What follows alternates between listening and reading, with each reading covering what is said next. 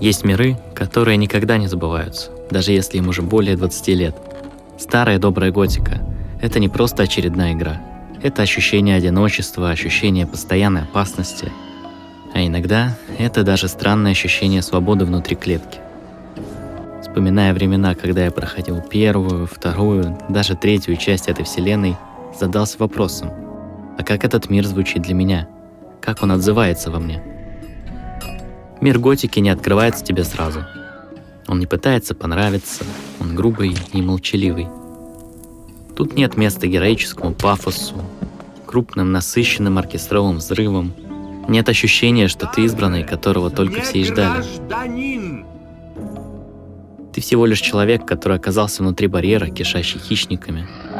Все, от карликовых тираннозавров до огромных мракорисов, хотят познакомиться с тобой поближе. А добравшись наконец до поселения, понимаешь, что пугающий своим криком падальщик, возможно, не самое плохое, что ты мог встретить. Я постараюсь, чтобы ты запомнил следующий разговор с ним. Так тебя окутывает мир, где всегда ты ждешь подвоха и всегда находишься в опасности. Но даже в такой обстановке все еще есть места, где ты можешь почувствовать себя в спокойствии, найти тех, кому не чужда человечность. Потому и весь мир готики, как и музыка в ней, особенная. Кай Розенкранц сделал невероятную работу. Он сумел написать музыку, которая дышит вместе с миром. Минимализм, тишина, напряжение – все это мы можем услышать в его композициях. Но при этом сквозь весь этот минимализм просачиваются и эмоции ностальгии, грусти, иногда даже немного спокойствия.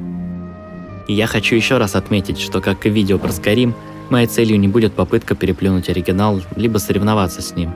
Это лишь попытка ответить на вопрос, как этот мир звучит для меня.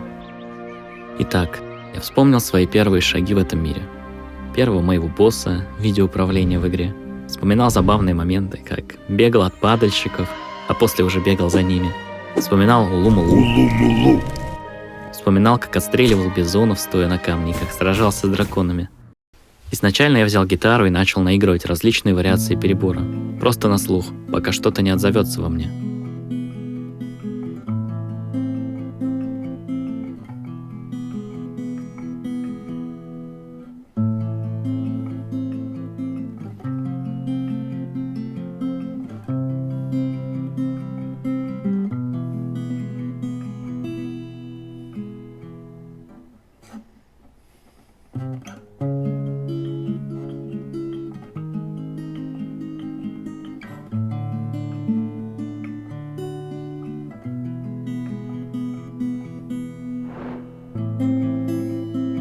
И я нашел мотив, который пришелся мне по душе.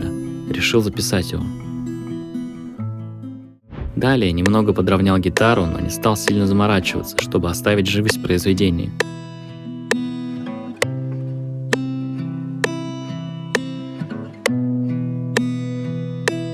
Если бы не было возможности записать гитару, можно было бы и воспользоваться эмулятором.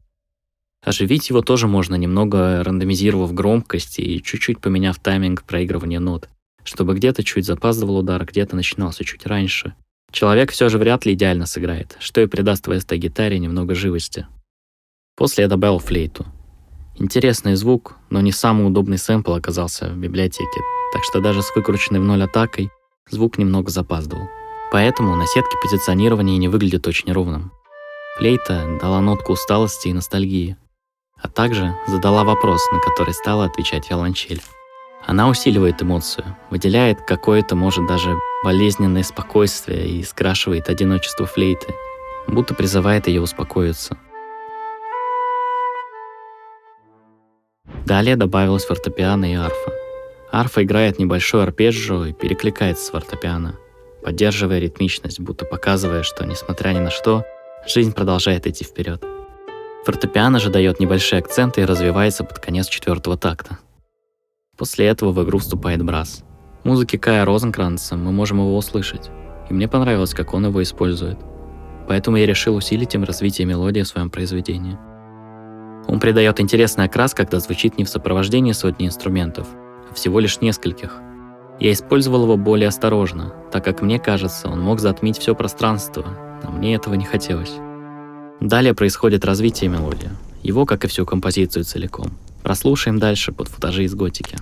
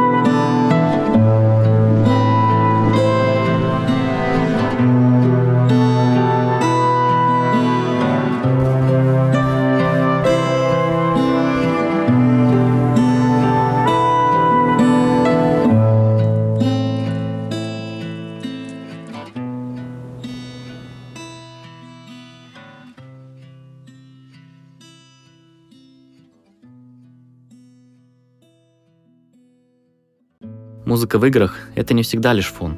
Порой она может рождать внутри нас неподдельные эмоции и переживания, которые не сможет дать только лишь картинка. А если вам понравилось, напишите в комментариях, музыку какого проекта мне переосмыслить следующий.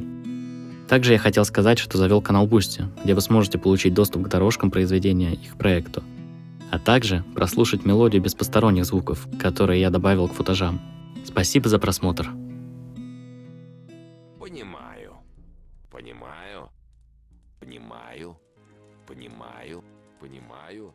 Понимаю. Понимаю.